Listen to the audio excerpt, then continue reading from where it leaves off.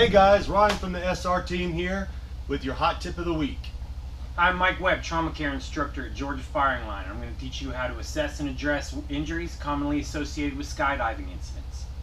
Alright, the first thing that you're going to want to do when you come upon a scenario where a skydiver has hit the ground, what you're going to want to do is come on in, make sure that you address the casualty, speak to them. That's an important role here. Make sure you speak to them, ask them how they're doing, keep them talking. If they are talking, if they are not talking, try to get them to speak. What we're first going to want to do is we're going to palpitate just ever so slightly around the neck. Do not apply pressure, just lightly palpitate. Look for any kind of abnormalities. What we're going to want to do is kind of do some slight sweeps underneath the body as we sweep directly in towards the spine and straight back out, looking for any residue, any blood, any fluids on our hands.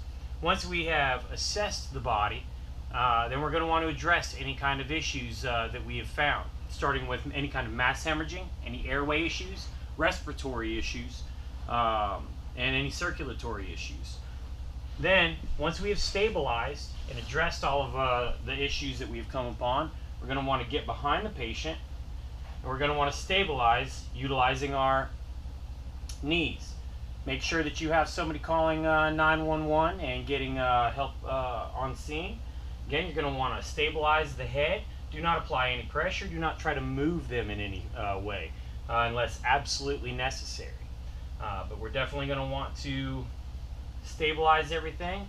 Make sure that everybody's good until help arrives. Something that's great to do, continue talking to them. Ask them how they're doing. Make sure that everybody is, again, speaking or trying to get them to speak. Ask them questions. What's your name? Are you hurting anywhere? Tell me what you feel.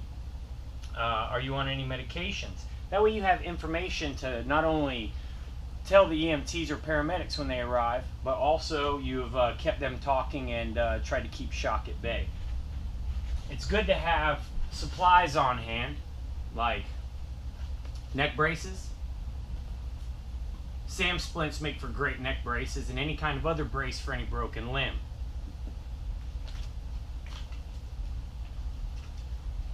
We have compression bandages, which are great for any kind of excessive mass hemorrhaging.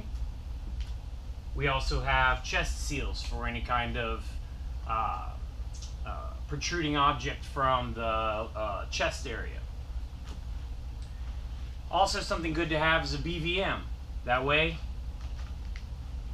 you can address the issue of breathing while you have the person lying on the ground and their head stabilized. You can very slowly give them breaths that way, and it's much more consistent. I'm Mike Webb from Georgia Firing Line. You can check us out at www.georgiafiringline.com for any more questions or comments you have on trauma care. Alright guys, that was your hot tip of the week. Like us, tag us, share us, and we will see you next week on the hot tip of the week.